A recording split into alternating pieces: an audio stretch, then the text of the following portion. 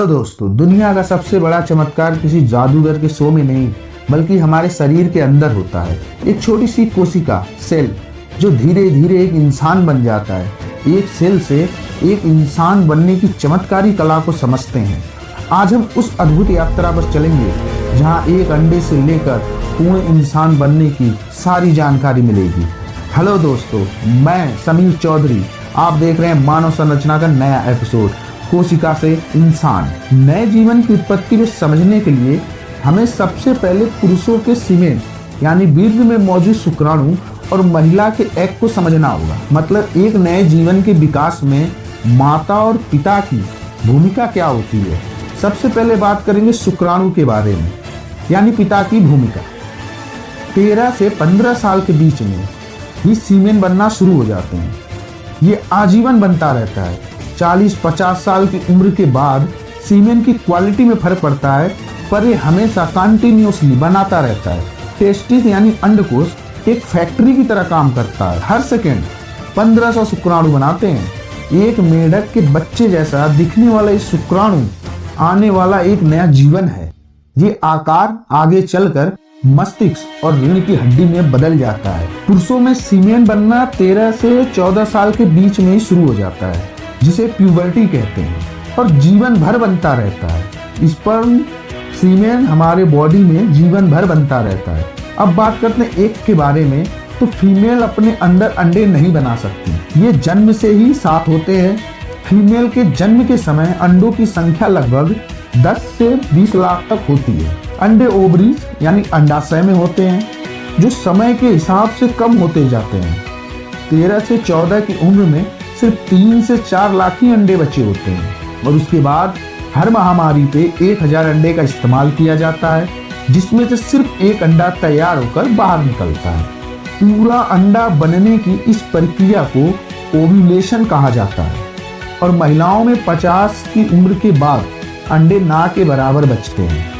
अब दोस्तों, ये जो एक अंडा बाहर निकला है, ये घूमने के लिए नहीं निकला है, ये इंतजार कर रहा है फैलोपियन ट्यूब में शुक्राणु का। अब शुरू होती है अस्तित्व की सबसे बड़ी दौड़। लाखों शुक्राणु गर्भाशय की ओर तैरने लगते हैं, लेकिन मंजिल तक केवल कुछ ही पहुंच पाते हैं, क्योंकि हमारे बॉडी में मौजूद एसिड और हमारी इम्यूनिटी सिस्टम उन्हें मार देते हैं। अंत में जो सबसे मजबूत और तगड़ा शुक्राणु होता है, वो फैलोपियन ट्यूब में पहुंच जाता है और अंडे की बाहरी सतह से टकराता है, जिस कारण एक शुक्राणु एग के अंदर प्रवेश कर जाता है। प्रवेश करते ही एग की दीवार तुरंत लॉक हो जाती है, ताकि दूसरा शुक्राणु ना आ सके। शुक्राणु के अंदर प्रवेश करते ही अंडा एक नन्हे जाइगोट में बदल जाता है। इस पूरी प्रक्रिया को फर्टिलाइजेशन कहते हैं। अब नए जीवन की शुरुआत तो हो गई, पर अभी भी हमें बहुत सारे चमत्कार देखने बाकी हैं। अभी हमारा नन्हा जाइगोट फैलोपियन ट्यूब से नीचे आता है और खुद को गर्भाशय की दीवार में गाड़ लेता है। ये 1 से 3 हफ्ते में होता है। इसे इम्प्लांटेशन कहते हैं। चौथे सप्ताह में बच्चा एक खसखस के दाने के जितना छोटा होता है। सबसे बड़ा चमत्कार इसी वक्त शुरू होता है, न्यूरल ट्यूब का बनना, जो आगे चलकर बच्चे का दिमाग और रीढ़ की हड्डी बनेगा। बच्चा अब 1 महीने का हो गया है। दूसरे महीने में यानी कि 5 से 8 सप्ताह के दौरान जीवन की लय शुरू होती है। वो न्यूरल ट्यूब अब बच्चे का दिल है, जो अब धड़कना शुरू कर चुका है। यह बड़ों के मुकाबले दुगनी तेजी से धड़कता है। बच्चे के हाथ और पैर छोटी सी कली की तरह फूटने लगती हैं। अभी इसकी एक छोटी सी पूंछ भी है, जो विकास का एक अहम हिस्सा है, जो अगले कुछ हफ्तों में गायब हो जाएगी। चेहरे पर आंख और नाक के लिए छोटे छोटे गड्ढे बनने लगते हैं। तीसरे महीने में कई चमत्कार होते हैं। बच्चा अब एलियन जैसा नहीं रहता, इंसान जैसा दिखने लगता है। वह हाथ पैर हिलाता है। बच्चे की उंगलियां और अंगूठे अलग हो चुके हैं। उसके नाखून बनने शुरू हो गए हैं। सबसे खास बात, बच्चे के फिंगरप्रिंट बनने शुरू हो गए हैं, जो जीवन भर उसकी पहचान रहेंगे। अब फीटस बन के तैयार हो गया। अब इसके महत्वपूर्ण अंग जैसे लीवर, किडनी काम करना शुरू कर देते हैं। चौथा महीना, जिसे गर्भावस्था का गोल्डन पीरियड कहा जाता है। इस महीने में बच्चे का कंकाल, जो रबर जैसा लचीला था, अब वो हड्डी में बदलने लगा। अब चेहरे के हाव भाव बना सकता है, जैसे कि माथा सिकुड़ना, मुस्कुराना। कई माताओं को इसी महीने में पहली बार बच्चे की हलचल महसूस होती है। अब आते हैं 5वें महीने में। इस महीने में बच्चे की इंद्रियां विकसित होती हैं, उसके कान विकसित होते हैं, वह माँ की आवाज, दिल की धड़कन और पेट की गड़गड़ाहट को सुन सकता है।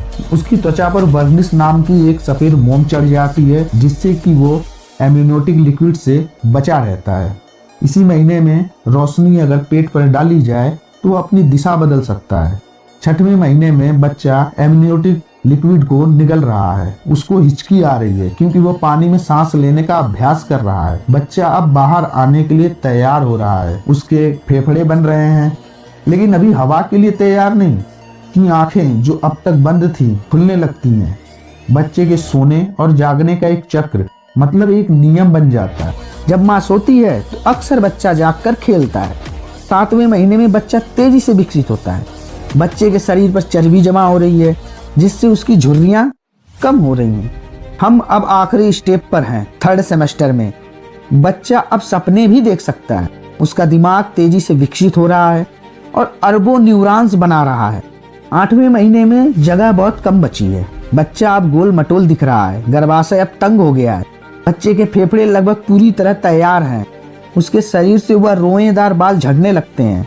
वह अब बाहर की दुनिया की आवाज़ों को पहचानता है, खासकर पिता और माता की बातों को। वह अपनी स्थिति बदलता है और सिर नीचे कर लेता है। 9वां महीना अंतिम पड़ाव। बच्चा पूरी तरह विकसित है, वह शांत है, बस जन्म का इंतजार कर रहा है। 40 हफ्तों का सफर पूरा हुआ, यानी 9 महीने। बच्चे का वजन अब 2.5 से 3.5 किलो के बीच हो गया है। उसकी त्वचा गुलाबी और मुलायम है। उसकी इम्यूनिटी सिस्टम अभी भी माँ से एंटीबॉडीज ले रहा है ताकि बाहर की बीमारी से लड़ सके। अब किसी भी पल खुशखबरी आ सकती है और जन्म की प्रक्रिया शुरू हो जाएगी। लेबर शुरू होने वाला है। गर्भाशय की मांसपेशियां सिकुड़ती हैं ताकि बच्चे को बाहर ढकेला जा सके। बच्चे और मां के प्रयास से सर्विक्स 10 सेंटीमीटर तक खुल जाता है और बच्चा बर्थ कैनाल से बाहर आता है। अब गर्भनाल काट दी जाती है और बच्चा एक स्वतंत्र व्यक्ति है। जो कहानी 2 कोशिकाओं से शुरू हुई थी, अब एक जीते जागते इंसान में बदल चुका है।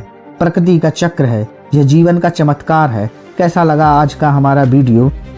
लाइक करें, कोई डाउट हो तो कमेंट करें। धन्यवाद, मिलते हैं अगले वीडियो में।